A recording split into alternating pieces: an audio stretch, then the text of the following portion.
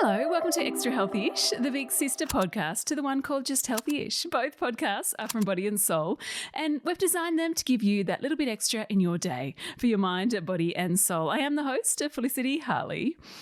Now, altitude training. You may have heard of this. In fact, I think I first heard of it when AFL club Collingwood was going over to Nevada pre-season to train in the altitude to increase their fitness, endurance, and just their overall performance, I suppose. So now they're popping up all over Australia, these altitude clubs. For the rest of us, we can all get a piece of this altitude training. So what I wanted to know is training at 2,000 metres above sea level really that beneficial for fitness and endurance and weight loss? Well, Scott Reynolds, he trained as an exercise scientist and he actually launched the first ever altitude training club in Australia in 2014 for the mere mortals like us. He is now the fitness director at Combined Air Training, and I wanted to get him on the pod to discuss everything that you need to know about altitude training.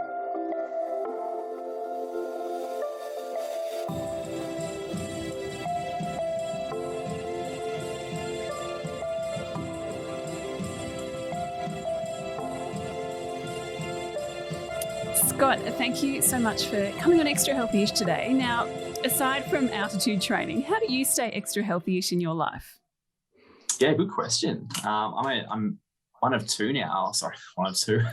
I've got two kids now. So a lot trickier. Most importantly is getting a good training session in. I like to train daily, and then I'm really big on a good sleep. So I try and get at least 7 hours a night, which sometimes is really tough, especially for a lot of listeners out there that, struggle to do that. But I really find getting 7 hours sleep sets me off on a good day. And as we know, sleeping is where you grow. It's where you recover. Without sleep, nothing, you won't see any progress, no matter how good your training programs are. So that's what I do for my wellness, really. Yeah, I like that. Absolutely. It is the cornerstone for good health, sleep, isn't it? It really is, yeah. Now, for those who didn't listen to you on Healthy-ish, can you just quickly recap what high altitude training actually is and the benefits of it? Yeah, sure. Just a quick recap. Basically, high altitude training is anything that's sort of 2,500 meters above sea level. Altitude training can be considered real altitude. So if you're going to, say, a mountain that's above that level of altitude and experiencing the benefits there. And then we can also simulate altitude training now, which is what we do. We do that by basically having a massive compressor that collects a bit of the oxygen out of the atmosphere, and it pumps in a nice, healthy, rich nitrogen into an arena like one of ours at Combined Air. The benefits are huge and wide, so along the lines of increasing metabolic burn, which leads to an increase in calories, both during and after your training. You're looking at also an increase in growth hormones, so that can lead to lean muscle mass increases as well as strength and power increases. And probably the number one benefit is that afterburn that we see people just experiencing up to 1 day afterwards. Oh, we all love that.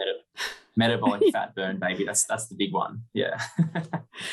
So loads of benefits. Now, one question. Talk to me about this level of oxygen. What does it actually feel like when you're in there working out for listeners? Is it harder? Is it easier? Do you have less power when you're cardio or lifting? Do you become more exhausted?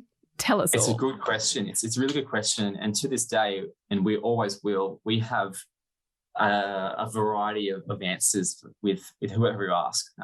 Personally, when I sort of first got into altitude many years ago now, I felt a bit lighter, like I was on air, not at a bad sort of dizzy side of things. It was more of a fun side of lightness and felt good until you start training, and then it starts to get really difficult. But the most common is when people walk into the arena, so they go from 0 meters to 3,500 meters in a split second. A lot of them take a big deep breath in and they say to me straight away, "Oh, yeah, I can feel it. I can feel a difference." It might be a bit placebo. It might be a bit real. So, but what everyone sort of experiences without fail is a drop in their oxygen levels in the body, which is ultimately what we want, so they can start adapting to the altitude and reaping the euphoric benefits of altitude. But yeah, they all say it's tougher. It is tougher to breathe because you have less oxygen in your muscles and running through your blood. It's not we don't want to get confused, but when we're training in there, it's not short of air, but so you're still breathing the same airflow in. It's just a change in that oxygen percentage in the muscle. Yeah. So yeah, you'll be breathing harder, your heart rate will be higher, but you're not going to be gasping for air like you're running out. So, I mean, we have a lot of people that come in and they think it's a claustrophobic environment, but as soon as they come in there, they can breathe. Yeah. It's clean air. It's actually hospital grade, so it's great for COVID promotions. Oh, good. Yeah, but it's healthy for you. It's nothing like it's going to get you sick. There's no associated altitude sickness because there's no pressure change as well. So a really safe, healthy environment for all, not just for athletes. Yeah. Actually, you make a good point there, because I have to add to these listeners that I'm a massive skier, and I've skied at probably not, 3,000 meters tall, but I've skied a lot of mountains in the US, and you don't notice any difference when you're skiing up the top of Vale or Aspen or Whistler or wherever you may be. Yes, you might sweat a bit more under those heavy layers if you get hot, but you don't actually notice any difference in what you're taking in your lungs. Yeah, you might notice later on in terms of like you might be really thirsty.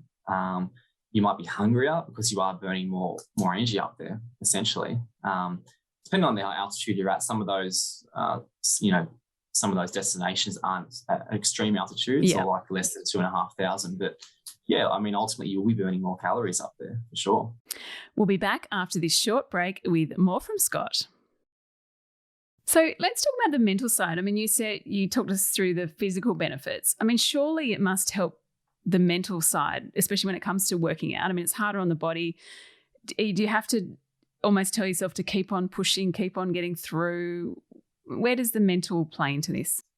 Yeah, well, while training, our coaches we have a pretty strict academy where our coaches obviously know a bit about the altitude and how much harder it'll be on each individual and how the individual will take their training as well. So it's a very encouraging community, firstly, to get the job done in the arena.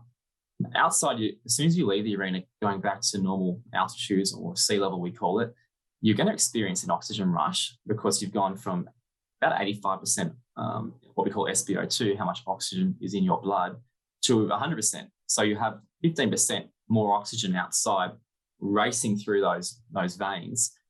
You're going to experience, an oxygen rush. So that's really good to replenish, all the oxygen in your cells. So that leads to, greater cognitive function. People have told me they're clearer in their head. They get a better night's sleep. It might be due to the fatigue factor, but also just the clearness in their head.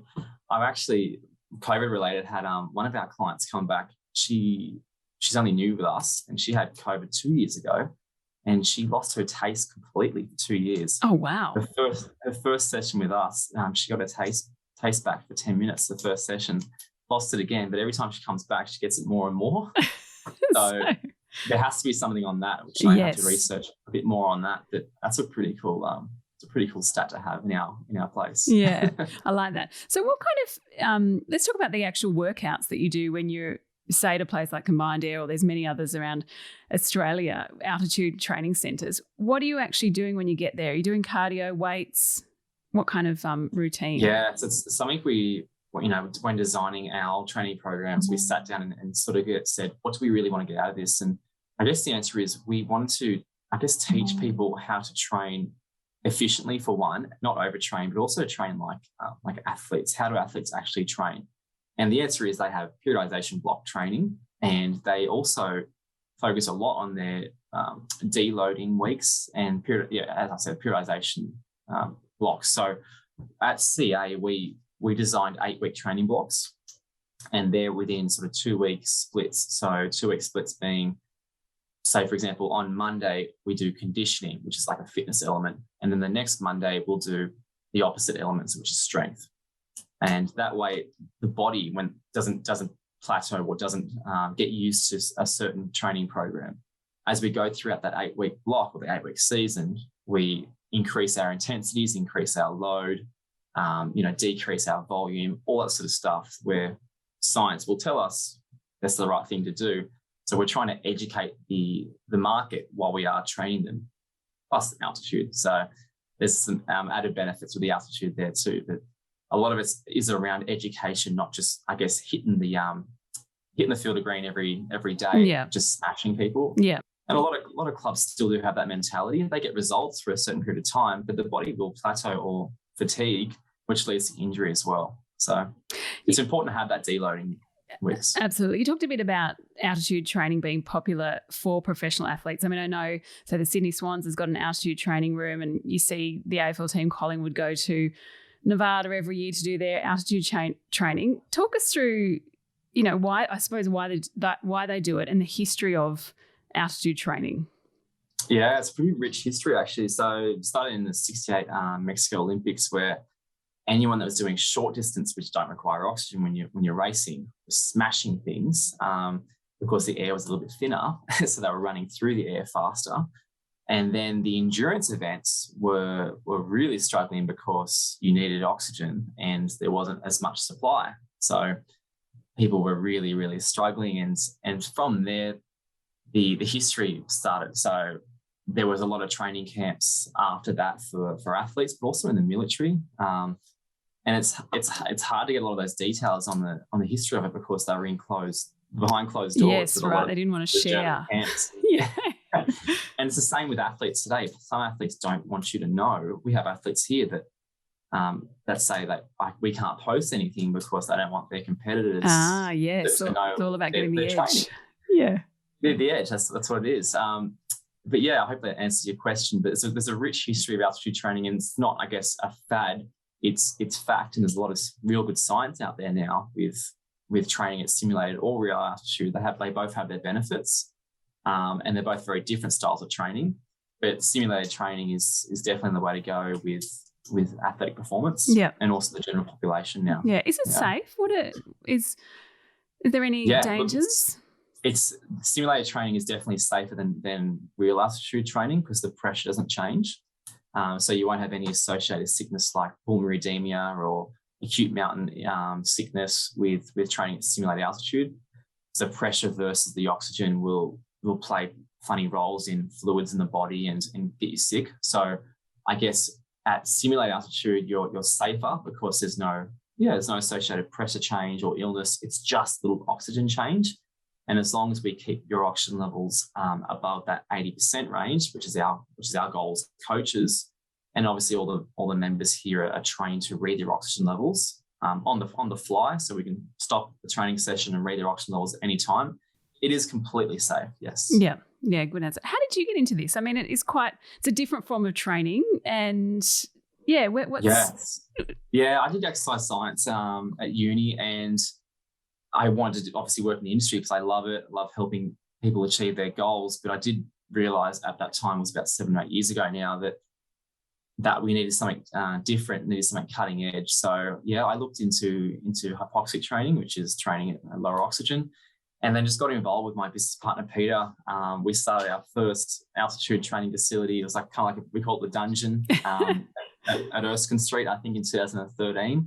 It was a room big enough for, I think, about 5 or 6 people. And we just had fun. We did boxing, we did cycling, we did small little sessions, mostly sort of one-on-one. And then that sort of just evolved from there with now we have a 120 square meter arena. It's beautiful. It's definitely a much better looking arena than what we started with the grass, turf, and the screens up, and it looks pretty classy now. Yeah. Well done. Why do people come? What's the main reason that people, or some of the main reasons that people come to train in this environment? Yeah, great question. Look, the altitude definitely helps. That's our point of difference, and obviously the benefits speak for themselves. And you can ask any of our members, they've seen some incredible either weight loss or increase in lean muscle mass. But some just really love the environment, the music. I really love the idea of what we call our field of dreams. What we train on is opening those doors and everyone coming in together, kind of like a team sport. So it's kind of like that. It's very community focused, vibrant. Everyone's really friendly, and the coach is really, we're trying to bring back that coach in training as well. I feel like sometimes the industry's lost that approach of having someone lead the session like a coach, rather than maybe sometimes they hide behind a screen. So that's what I really like about and what we do at our training. But look, the altitude is definitely something that people see incredible benefits with. And then as I was speaking earlier, once you leave the arena, you get that oxygen rush of energy, that euphoric feeling of I guess just everything comes out. So it sounds like a double hit. You get the endorphins rush after the exercise and the oxygen. Yeah, we've had people like tell us that they just can't sleep for hours and hours after their first few sessions. Of course, their bodies just replenish them with all these rich oxygen cells. Why would you sleep? You'd be on a high, a natural high. Absolutely. Scott, nice to chat to you today, and thank you for coming on Extra Healthy-ish. Thanks so much. Yeah, thanks so much for this deal. It was awesome. Thank you. Well, watch this space. Maybe altitude training might just be the next big thing. Or perhaps it's just a great thing to start if you want to go for a long walk, Kilimanjaro perhaps, wherever you want to go, Everest Base Camp, or you just want to raise your fitness levels, work on your endurance, or lose weight. Anyway, I'll leave it to you. Hope you enjoyed this chat with Scott. You got something out of it. If you want more from us, remember Extra Healthy-ish. We publish a new episode for your wonderfully healthy and fit ears every morning, Monday to Thursday. For more, head to bodyandsoul.com.au or join the conversation via Body and Soul on Instagram or Facebook. Thanks again for tuning in. And if you have a moment, we'd be so grateful if you could rate, review and subscribe to this podcast. And until tomorrow, stay extra healthy-ish.